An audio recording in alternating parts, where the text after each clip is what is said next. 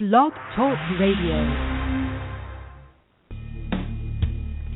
Welcome to Institute for Personal Development, where total consciousness is the new frontier.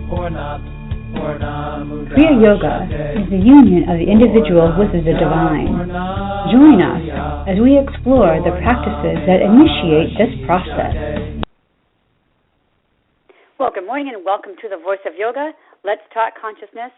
I am your hostess, Lisa Winton, and with me is Kenny Toy, also known as Swami Jayananda, founder of Institute for Personal Development, located here in Hampton, New Hampshire. Good morning, Swami. Thank you for being here today. How are you?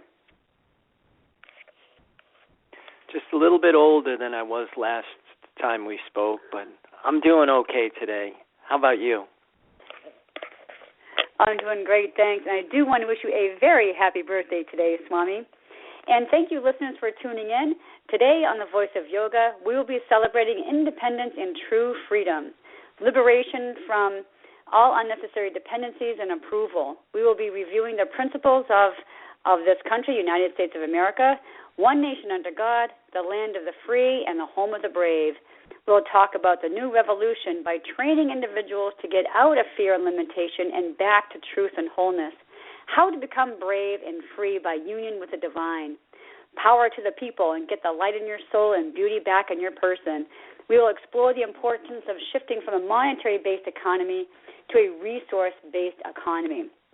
So, Swami, this is our celebration of Independence Day, which also means 4th of July. And just a little bit of a history lesson for people.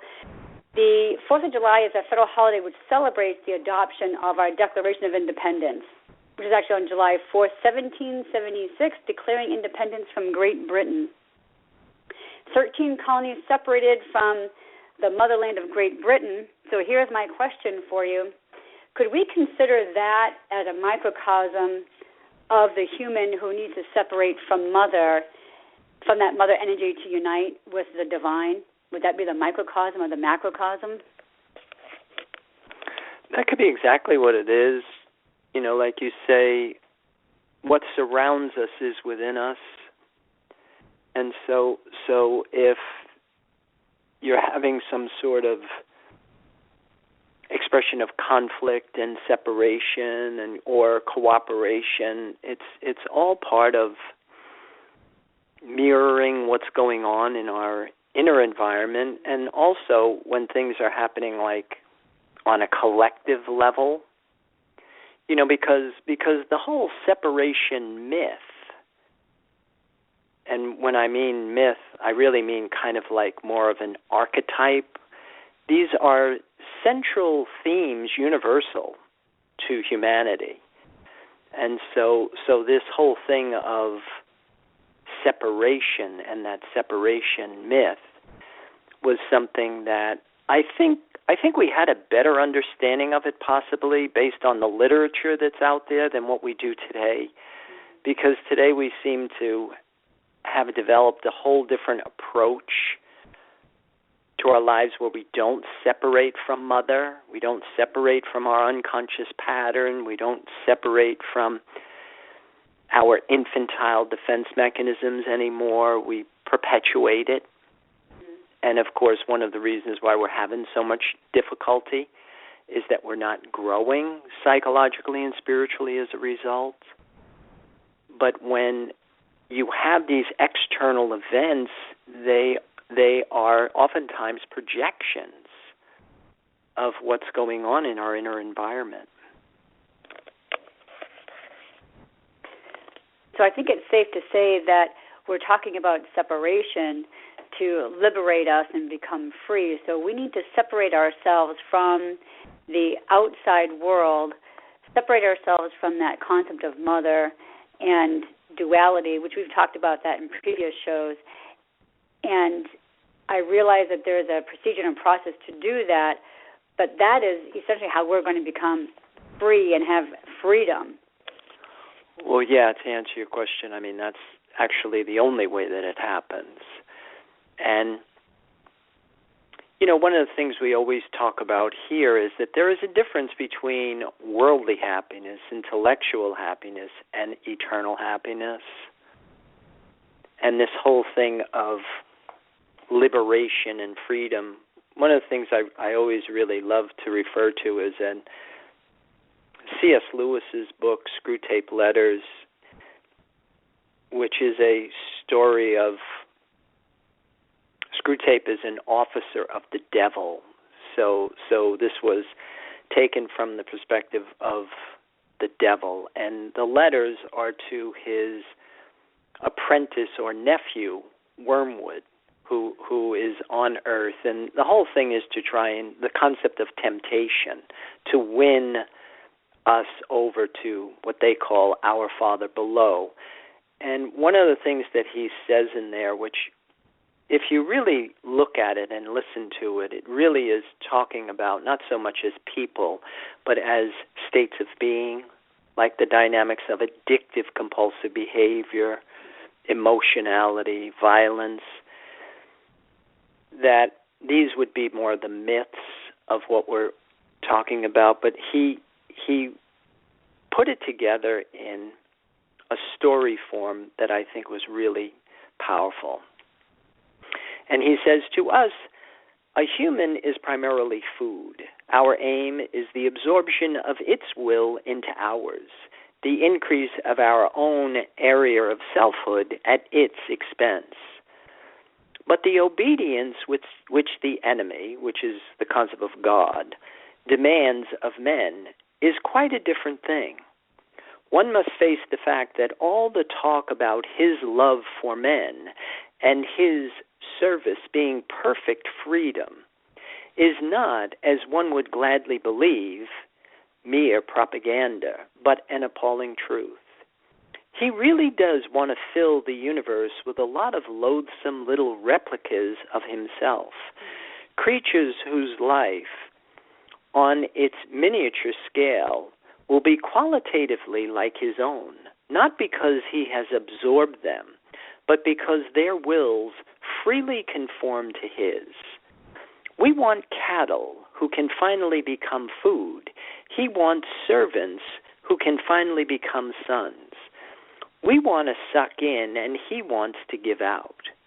We are empty and would be filled. He is full and flows over.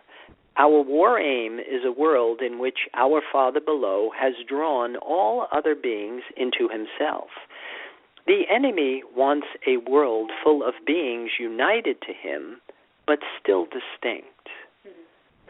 So the whole thing that we talk about here is this union of the individual with the divine, this separation from our attachment to things that are visible and tangible, or invisible and tangible, to a attachment to this source of sustenance that is invisible and intangible, is really what the books are talking about, this concept of freedom, true liberation.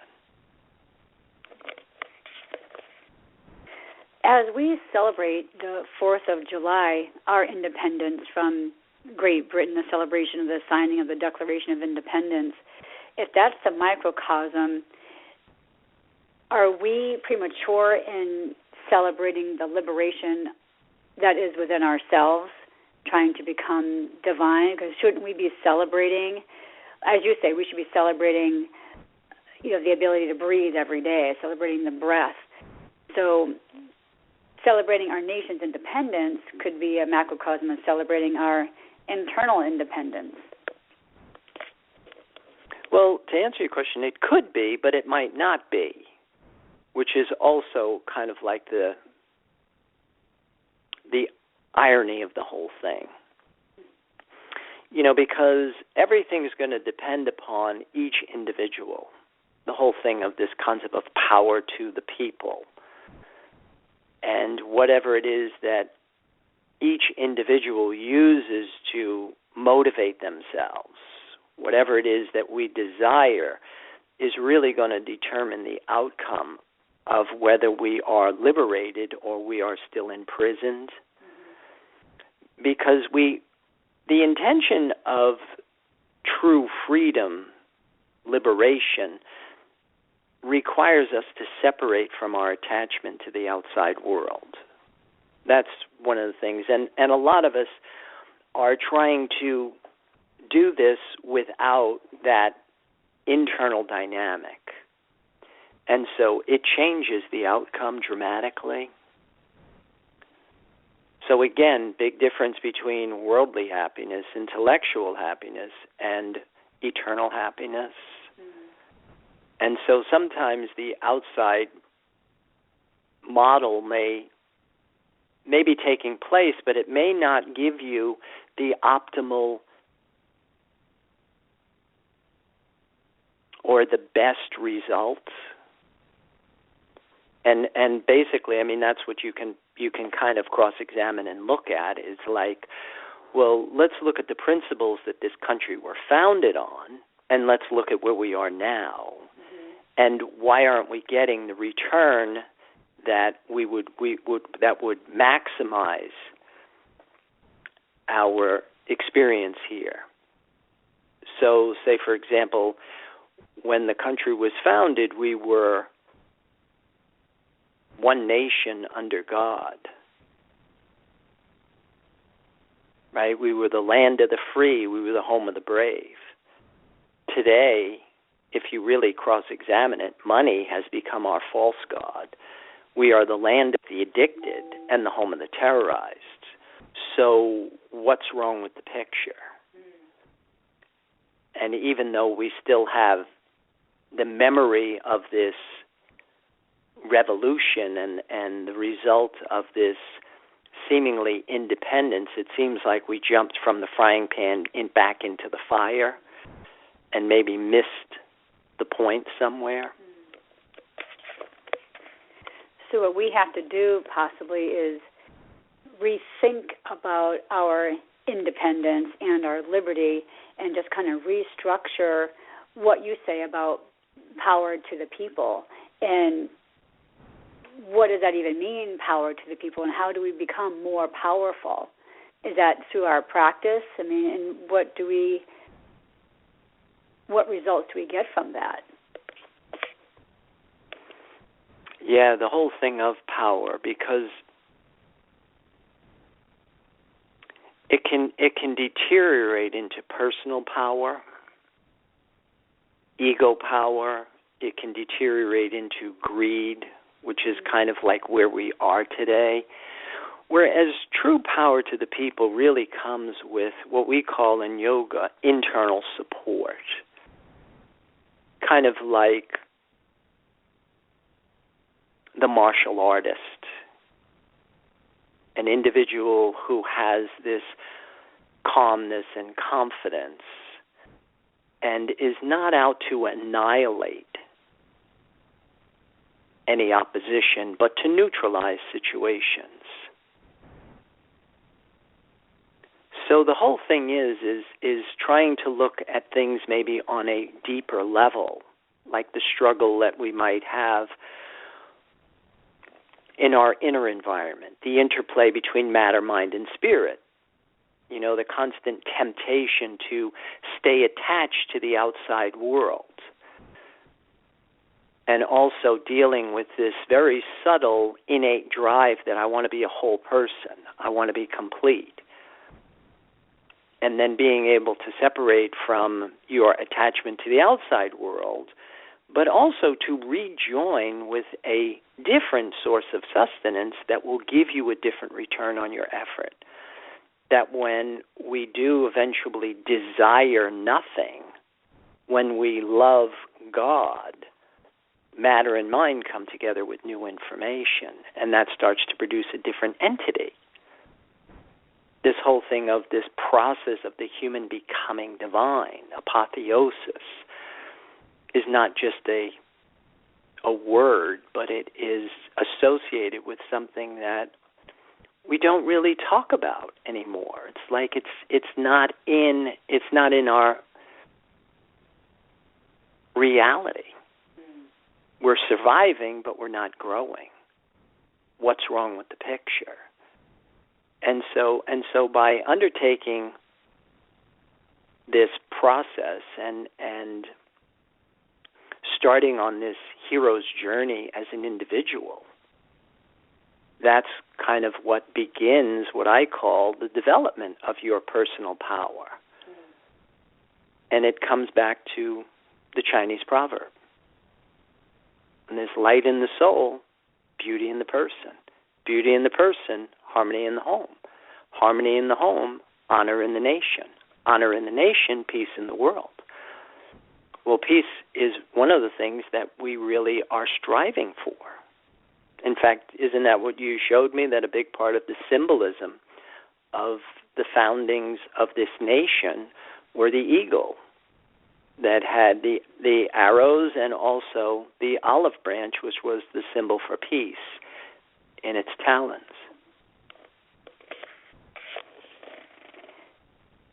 So what I'm getting from this is that we have to neutralize any inner conflict, so something within our own being. So we have to first recognize that we have a conflict or something that's preventing us from wanting to become a whole person. And then we have to neutralize that. And I like what you say in our teachings from you at theory classes and so on and so forth. You talk about making a problem small. You make it small so you make it manageable. But I think first we have to recognize that we have something to manage. Because other than that, we're just going, living our lives willy-nilly, and some people may not even realize that they have this, problem that they have to get through, right? Well, yeah, to answer your question, most of us don't know that we have to separate from the outside world. And kind of like the way that we're socialized today, we're left to our own devices, and we're trying to make sense out of things, and most of us are trying to mask what's going on in the inner environment because we don't have the tools, we don't have the rituals, the ceremonies, the ordeals, the ascetic practices. We have medication. So it's a completely different approach. But I think at this time, maybe we should take time for a word from our sponsor. Om Purnamada Purnamidam Purnamudachyate. If you are looking for a samadhi-based experience, IPD Kriya Yoga has the goods. A complete yoga program that includes the practices and the process.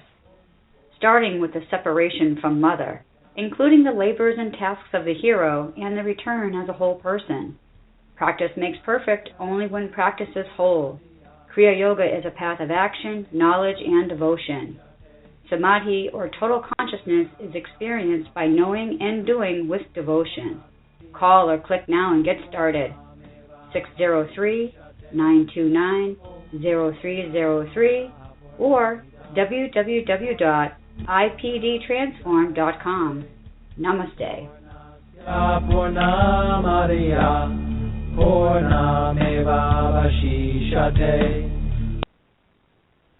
Welcome back. For those of you just joining us, you are listening to The Voice of Yoga, and we are talking consciousness.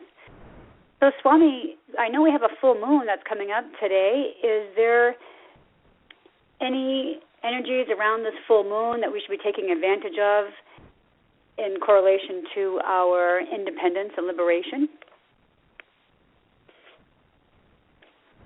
Well, I would say that the full moon, that the sun it's a separating conjunction, but it's conjuncting Mars, and the moon is applying conjunction to Pluto. So Mars and Pluto, those really are kind of power planets, kind of how we get what we want and our deep desires. So the full moon being this period of fruition where whatever began on the new moon, this is what it delivers. And what we're talking about here today, the whole thing of claiming your power, personal power, which is very different than manipulation. And one of the things that we talk about is the difference between internal support as opposed to external reinforcement, which is typically the way most of us do it. We're constantly looking for something external to produce the feeling that I'm okay. And when we make this conversion, when we now are not a human seeking particles or waves, but we are a human that seeks the void or the nothing, then our exchange of energy changes with our outside world. It's just like C.S. Lewis had said, the concept of the devil pulls in, and the concept of the divine gives out. And the same thing happens to the human being when you're connected to the life force. Then your exchange of energy is that you're giving out without any need for a return. When you are drawing from duality, then it's an insatiable craving. So it's a very different dynamic, but it's also a reality. It's something that you actually do. It's physics.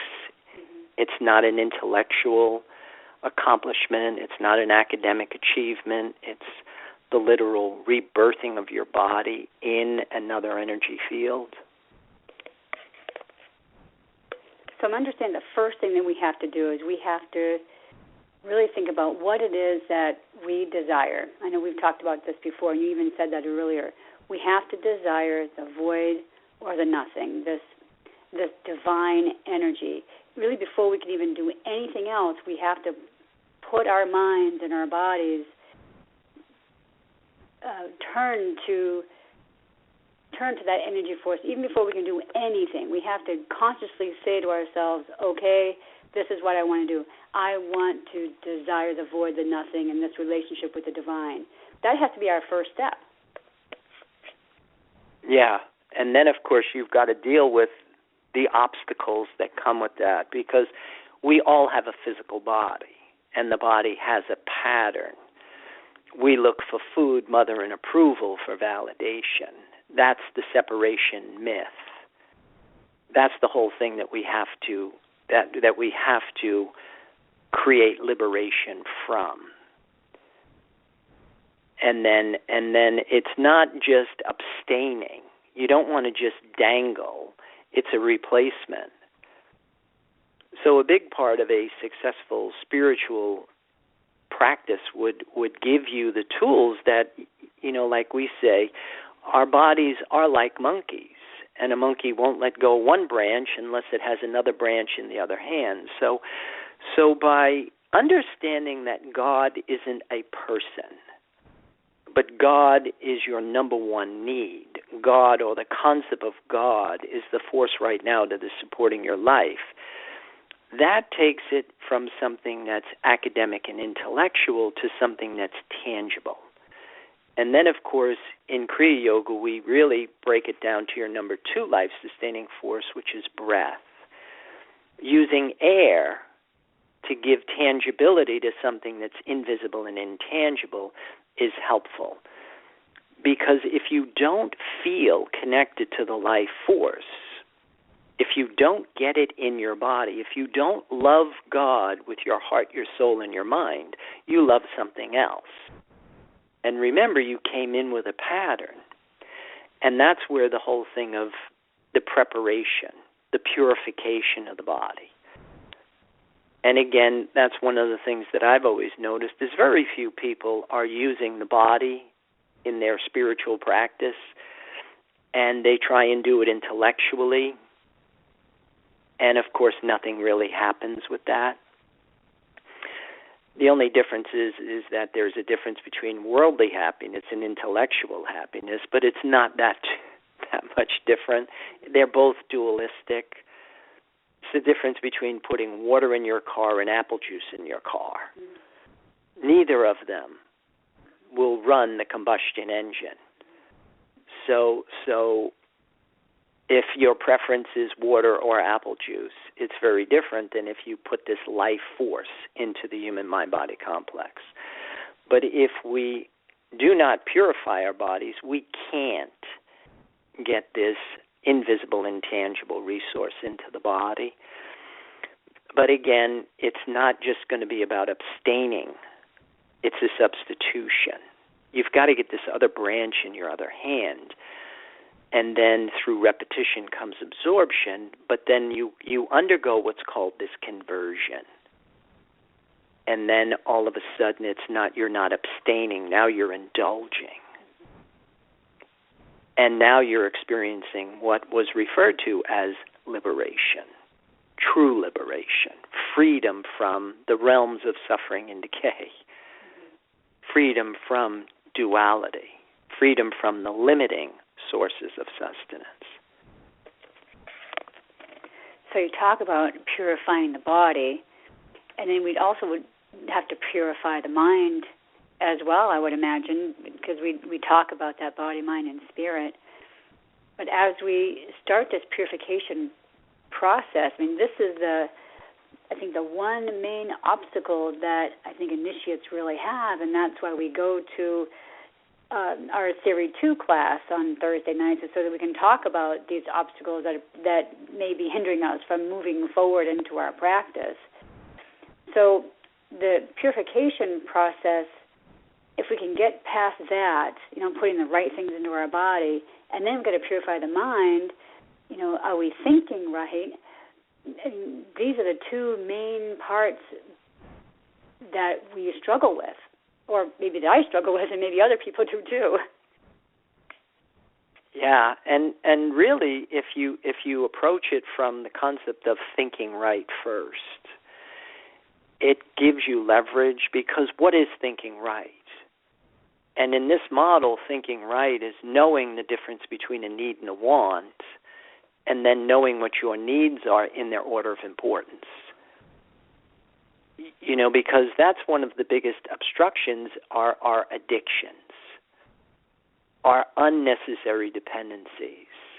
They're just images that we've internalized in our bodies that our bodies think it needs. Just like one of the most obvious, I think, is the concept of smoking, that a cigarette smoker actually thinks that they need a cigarette. Now, nothing could be further from the truth. If you try and scientifically prove that out, you find that cigarette smoking is detrimental to your well-being. But yet you've internalized it in your body. And again, the body has power but no vision. So purifying your mind is you've got to cleanse your mind of all of these erroneous concepts, and then know the difference between a need and a want, and then prioritize your needs based on how long can I live without it. We can live weeks without food, days without water, minutes without air. We can't live a millisecond without the life force. Without the grace of God, we expire. But the whole intention is to put that first, to put that in its position of importance that it warrants. And when you do that, matter and mind will come together with information. Well, thank you for that. It was a great program today, and hopefully we have given some people some thoughts about their true freedom and true liberation as they celebrate Independence Day this weekend. So in closing, I would like to thank you listeners for tuning in today and invite you to visit our website, www.ipdtransform.com. You can access Swami through all other social medias, Facebook and Pinterest and Twitter. And don't forget our online classes, too. You can join us on Thursday nights through PowHal. We enjoy having you with us. Be sure to tune in next week. We will be discussing forgiveness and its role with Kriya Yoga.